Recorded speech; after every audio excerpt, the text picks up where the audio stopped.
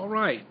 We are back with you live from Washington, D.C., our nation's capital, and I do apologize. It looked like we had a bad contact there, bad station contact or something. But at any rate, we'll continue on with you here. We began this trip on Monday, May the 12th. On Monday, May the 12th, we left Union Station, Los Angeles, California, and traversed and traveled all the way across our nation to Union Station, Chicago, changed trains from train number 4 to train number 30, and then went on to Union Station in downtown Washington, D.C., just down the street from the Capitol, just there in downtown. So we went coast to coast, coast to coast, nationwide prayer meeting, Patriots prayer meeting, taking a group of patriots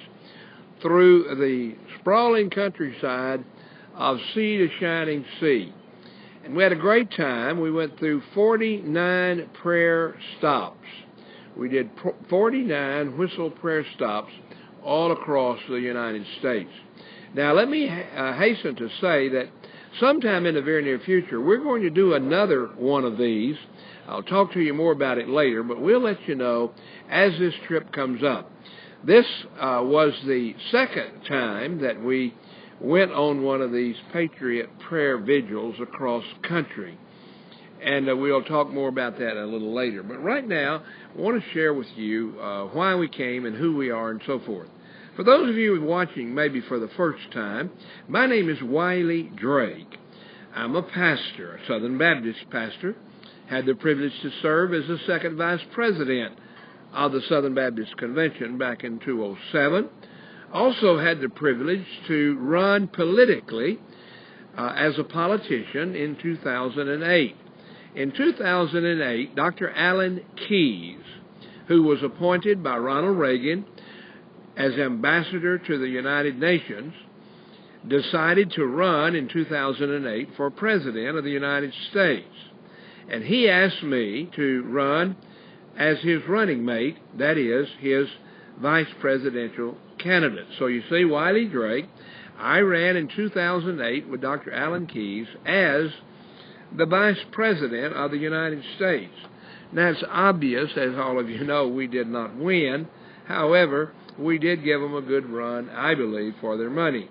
Now, one of the things that happened then, and many of you have heard of the birther cases. Many of you are very negative about birthers, but I am a birther, and I'm very proud to be a birther. In fact, I'm the original birther in this scenario in reference to Barry Soetoro's birth certificate or lack thereof. The reason I say I'm the first birther is because during the time that we were pulling our paperwork, when we pulled our paperwork to run for President and Vice President of the United States, Dr. Keyes and I both submitted a certified, bona fide copy of our birth certificate with our papers to run as President and Vice President. Therefore, we demanded that Barry Soetoro, a.k.a. Barack Hussein Obama, we made sure and we requested that he submit his as well. Well, you know the rest is history. He did not submit it, would not submit it, finally did submit a fraudulent Hawaiian birth certificate that was certified by a dear lady by the name of Wadi, who said yes, his birth certificate was valid. And as it turned out, she ended up dead on an airplane crash where there were other people on the plane, but the only one that mysteriously died in this crash was Mrs. Wadi. It had been reported to us and to many other people that at a certain time she was going to reveal, indeed, that she verified Barry Soetoro's birth certificate, a.k.a. Obama, that she certified it wrongly and was convicted about it and decided to turn back to the truth. And then there was an airplane crash, and out of 8 or 9 people in the plane, the only one that perished was Mrs. Wadi. Makes me want to go, wonder what happened there. But anyway, we'll move on. So, when Mr. Keyes and I filed our case in the Supreme Court, We had several lawyers. We had one, Gary Creep, who's now a judge. We had Orly Tates, who is now also running in politics in California, and some other people that helped us as well. Now, at that point, the reason the case, in fact, if you'd like to read the case, if you're into reading long cases, you can go to the web, you can go to Google, and you can Google our case. Now, if you Google the case, you will find, first of all, testimony at the Ninth Circuit Court of Appeals in the state of California. Now, the name of the case, what you put in Google, is Drake, D-R-A-K-E, V, which means versus Obama. Now, the reason it is named that way, in fact, I called the Supreme Court and said, wait a minute, Mr. Keyes is far more important than I am, far more notorious than I am, and so why didn't you make it Keyes versus Obama? And the young fellow on the telephone at the SCOTUS, Supreme Court of the United States, said, sir, you cannot violate protocol. Protocol in the Supreme Court says if there are two people on a case, they must be listed alphabetically. Therefore, Drake came before Keyes in the alphabet, and so when they listed the case to be received by the Supreme Court, it was stated that it was the Drake v. Obama case. Now, that is why it's called that.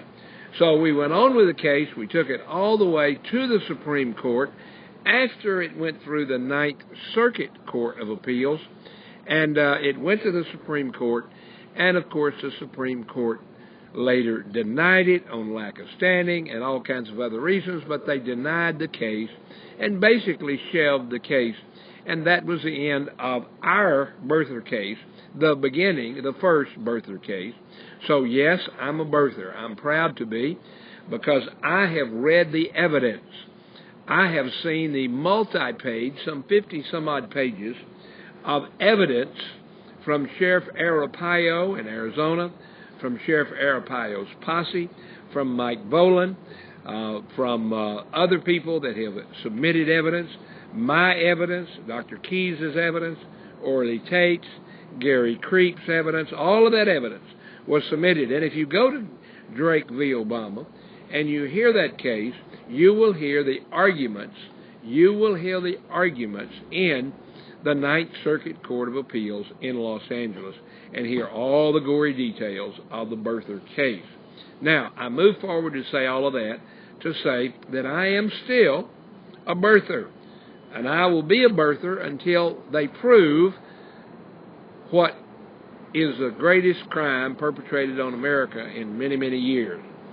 That is a man who was an illegal alien, and we can prove that.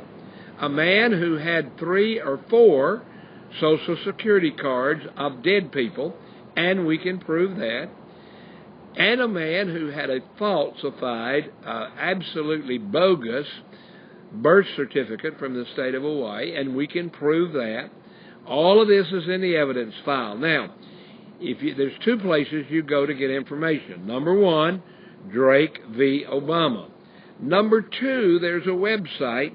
If you would like to get the evidence, if you'd like to see the case, the file for the case, and see all of the evidence, all of the forensic evidence there in the case, you simply go to a website that's entitled Where's Obama's Birth Certificate.com. Where's Obama's Birth Certificate.com, and there you can download all of the evidence from the posse, all of the evidence from Wiley Drake, all of the evidence from attorney Orly Tates, all the evidence from Gary Creep, all the evidence from the Ninth Circuit Court of Appeals, and all the evidence that goes all the way to the Supreme Court, and evaluate for yourself. And I'm of the opinion, if you look at all of this information, you will come to the same conclusion that I and many others have, and that is there was a great crime perpetrated by Barry Soetoro, sodomite Barry Soetoro, a drug-using Barry Soetoro, And he got through all of that and became literally the President of the United States. Now, all of that happened, folks. It's in the records, and you can check it out. It all happened because America is in a new racial problem in America, especially between blacks and whites. And so all of a sudden, there came this great black hope, i.e., if we could elect a black president, that would overcome all of the street violence and all of the anti-black and anti-white rhetoric, and it would wipe out a problem that needs to be taken care of, and that is racial reconciliation. Well, nothing could be farther from the truth, because in all honesty, Barry Soetoro, a.k.a. Barack Hussein Obama, is not black. It's very obvious that his mother was white. Now, ladies and gentlemen, you don't have to be a black person to understand this. But if you have a white mother and a black father, then you're half-breed. You're not white or black. So when they chose to elect him as the first black president, he was not, is not. He is the president. He's illegal, but he is the president.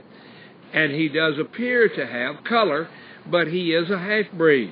His mother, Miss Durham, was white. And he admits that his mother was white. Now, whether or not his father was black, we really do not know. There's not enough evidence there to bring in the jury at this point, but we do know he is not black. Now, I want to talk to you, though, about what brought that about, and that is racial problems in America. And I want to talk to you about those racial problems from a personal point of view for me as well as for my pastor. Now, my pastor is Dr. James David Manning, the pastor of Atla Worldwide Missionary Church in Harlem. Now, why in the world would a southern white boy be a member of a church, a black church in Harlem? Well, I can tell you the whole story. The whole story is that back in the 50s, when the girls and boys were trying to go to school in Arkansas, there were a group of young people that belonged to an organization that were chanting 2, 4, 6, 8, we do not want to integrate.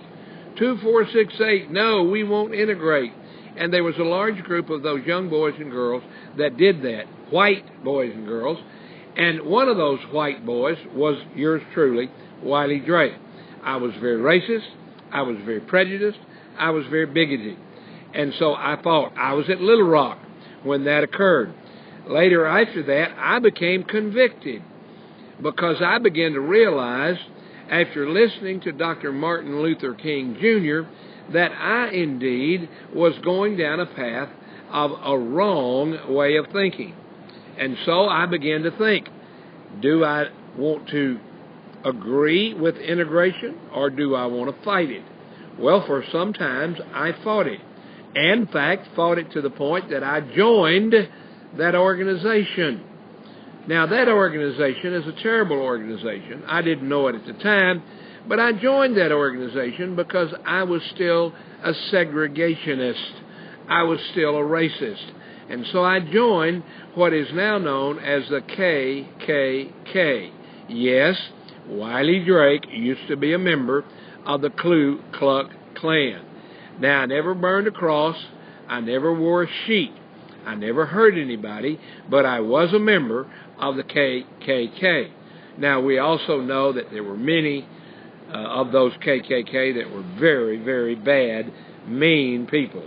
They burned houses, they burned crosses, they killed people, and they were very, very mean. Now, I was not that, but I was a member of that organization, and that's how much of a segregationist I was.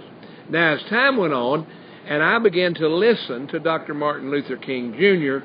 and hear his sermons, and then hear his final statement where he said, I look for a day when boys and girls in America will be judged by the content of their character rather than the color of their skin.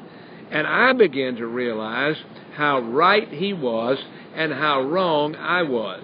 And so I confessed my sin to God, and I asked God to forgive me, and I began to move away. I disavowed my membership in the KKK, and then moved on from there. Well, I did not yet quite completely convert because I was still not a Christian. That all happened in the late 50s, early 60s. And in 1960, I joined the United States Navy and went to Hawaii and then went aboard the USS Kitty Hawk, where one night after a young man said to me, "Please don't let me die. I don't want to go to hell." And he was literally bleeding to death. And I was told to help him. I put sponges in the holes in his chest where he'd been shot by the Vietnamese, and I helped him in every way that I could to get him back to the USS Kitty Hawk via that chopper. Now, when we landed on the ship, that young man had already died. I didn't know that, but the paramedic told me, "He's dead, don't worry about him." But his hands were gripped around my arm, and they literally had to pry his fingers apart to get them from around my arm. Well, once they did that, they took his body out of the helicopter.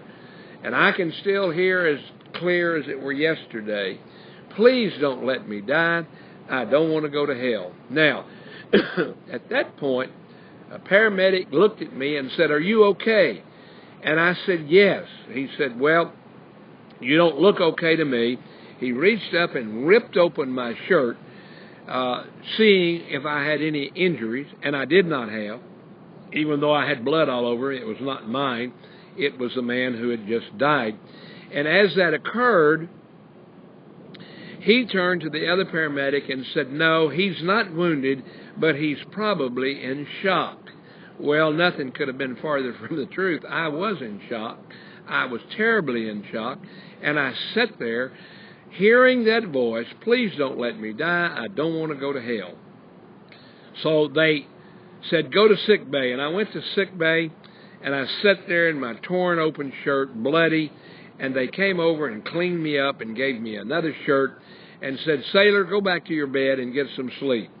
So I went back to my bed in my compartment aboard the USS Kitty Hawk, CVA 63, and there as I lay in that bed, every time I would almost go to sleep, I would hear that voice, "Please don't let me die. I don't want to go to hell." So for 2 or 3 days, I walked around that ship in a stupor, in shock, post-traumatic stress syndrome, I'm told. And at that point, I went up on the hangar bay one night, and there on the hangar bay, I heard some fellows playing gospel music. Now, I grew up in the South, and we had heard gospel music all our life, especially of the country and Western nature. And I heard them singing a song by Hank Williams. "I saw the light, I saw the light, no more darkness, no more night. Praise the Lord, I saw the light." I knew that song, and I'd sung it before. And there they sang that song, and I sang it with them. And then they finished their little gospel group singing, and a young man put his guitar in his case and said, You look terrible." And I said, "Well, I feel terrible." He said, "What's wrong?" And I explained to him what had happened with my post-traumatic stress syndrome. I didn't know it was that then. I just called it shock. But he said, "My goodness, I don't doubt it." And then he said, "Well, listen, do you think that boy went to hell when he died?" And I said, "Well, I don't know. He obviously didn't want to, but whether or not he got right with God, I don't know." And the young man very kindly said, "Well, I don't know either whether he got right with God, but if he did not get right with God, he went to hell. Do you believe that?" I said, "Well, I don't like to, but yes." And he said, "Well, what if you'd have got shot that night? You didn't get shot, but what if you'd have got shot that night? And you'd have died there in that chopper aboard the Kitty Hawk? Where would you have gone if you would have died?" And I said, well, brother, I hope I would have gone to heaven. I would have hoped I could go to heaven. I'd hope I'd done enough good things to get me to heaven. He then took the Bible and explained to me from the Romans road of salvation about the fact that all we have sinned and fallen short of the glory of God, and that we must be saved, we must come to know Jesus. And so he explained to me, if you will invite Jesus into your heart and into your life, you too can know when you die, you'll go to heaven. Wouldn't you like to do that? And I said yes. And so there that night, in the middle of the South China Sea, on the USS Kitty Hawk, a young sailor, and I don't even know his name, but a young sailor, led me to a saving knowledge of the Lord Jesus Christ. I simply prayed a prayer that said, I acknowledge Jesus as God, and I acknowledge that there's nothing I can do good enough to get me to heaven. Therefore, I must receive Jesus. And so I bowed my head that night right there on the hangar bay of the USS Kitty Hawk, and I said, Lord Jesus Christ, I know you're God, and I know I'm lost and on my way to hell, and I want to ask you to forgive my sins and heal me and make me your child. And so that night, there on the USS Kitty Hawk, Jesus Christ came into my heart and into my life and saved me, and now I'm on my way to heaven. Well, all of that was the beginning of my walk in this life as really past a teenager when I'd turned 20. When I turned 21, I got out of the military because I got out on what the Navy had in those days called a kiddie cruise. When you went in at 17, you got out the day before you were 21.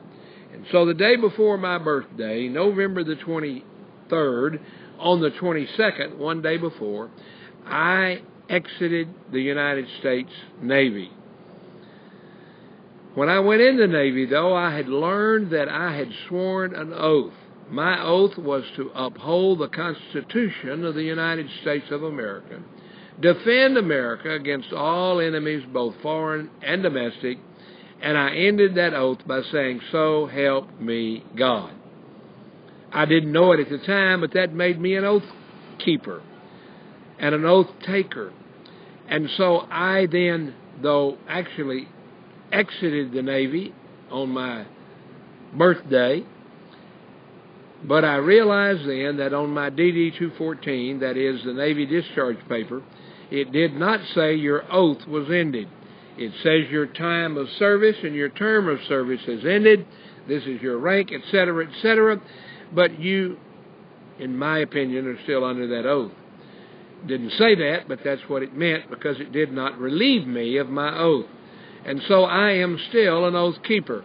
I still keep that oath, and that oath is to defend the Constitution and to protect the United States of America from all enemies, both foreign and domestic. That's why, a number of years ago, after Stuart Rhodes founded the organization Oath Keepers, I joined Oath Keepers.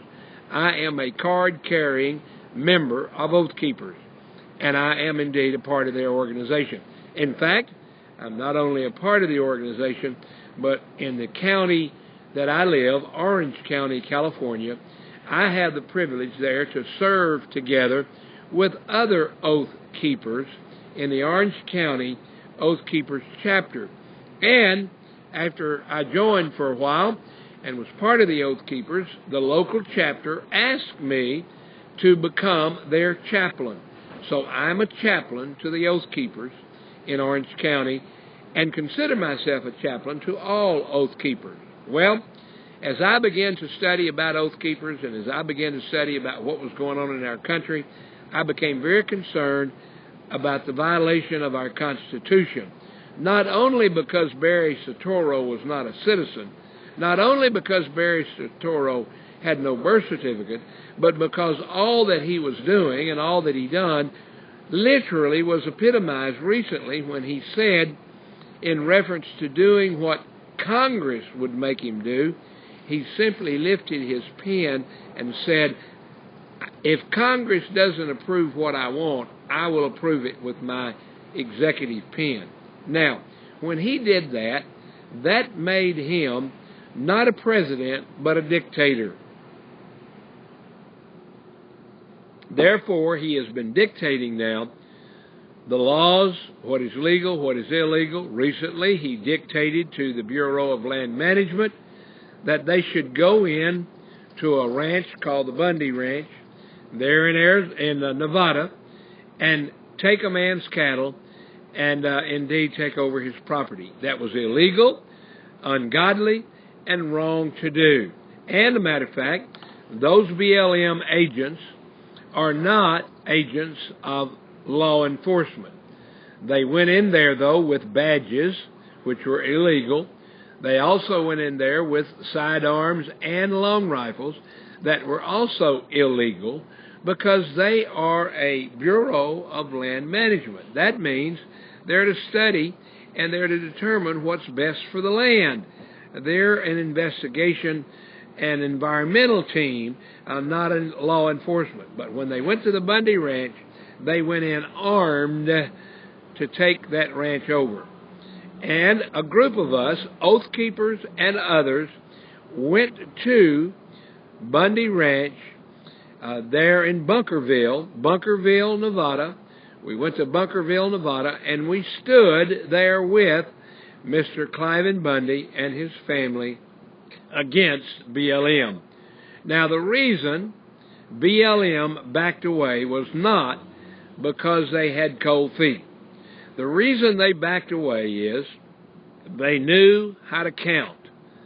And the Bureau of Land Management counted, and we had more guns than they had. And as a result of that, they backed down and went away to a degree. They killed several cattle while they were there and buried them to hide their dastardly deeds. But we were there at Bunkerville with Cliven Bundy back on the 10th, 11th, and 12th of April. And that was before I came here. Now, moving on in time, down toward the end of April, I had to get back because I knew this trip was coming up, and I began to think about what could we do, and I began, back in January, really, I met by telephone and email a gentleman by the name of Colonel Harry Riley.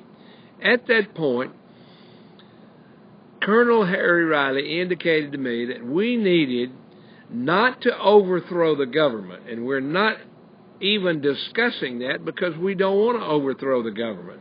What we want to do is get the illegal leaders out of office, the illegal president, the illegal vice president, the illegal woman, and the illegal other men that are in there that are absolutely violating the Constitution and the law. So as a result of that, I decided, and Colonel Riley decided that there would be a movement called Operation American Spring. Now, why Operation American Spring? Well, the reasoning behind it is that there was a thing in the Mideast called Operation Arab Spring. And that operation was an operation where the dictators, the upper management, if you will, of the government, decided they were going to be able to kill and to rape and to plunder the men, the women, the boys and girls, and the churches if they would not kowtow to the Muslim Brotherhood. And so that was happening. Well, a group of our friends, Coptic Christians and others, said, enough is enough. We will not allow these dictators to do this any longer. And so they took to the street. They went to the streets of Cairo and other places, and they then took over the upper government, and it was referred to as Operation Arab Spring. Now, in my opinion, and I believe in the opinion of Colonel Harry Riley and his chaplain, Brother Alan Coffey, and others in leadership role, we all believe that the only mistake they made was that they went to the streets with knives and guns, and they went in violence. Many of them died as a result of that, and that should not have happened.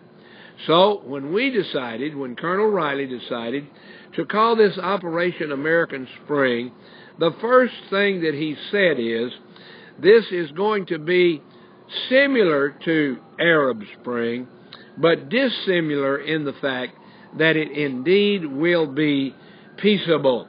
Absolutely no weapons, no guns, no knives, no bombs, no ammunition. Absolutely peaceable, armed only with the Constitution and the Holy Bible. Now, at that point, I was attracted to that because even though I am a lifetime member of NRA, even though I do carry weapons, and even though I do believe in Second Amendment rights, I do not believe we should take the steps of trying to overtake not the government. We're not against the government, ladies and gentlemen. We're not standing against the government of the United States. I would never do that so long as it's still a good government, and it is. What's happened is that there are 7 people at the top that have violated their oath, they have violated the Constitution, and they're violating the law. So we have come to Washington, D.C. with Operation American Spring. If you would like to know more about Operation American Spring, there is a website called OAS. That's for Operation American Spring. OAS 2014. That's for the year. Operation American Spring 2014.com. So it's OAS 2014.com. And you can find out more information there about the rules of engagement, what we're going to do, what we want to do, and what we must do to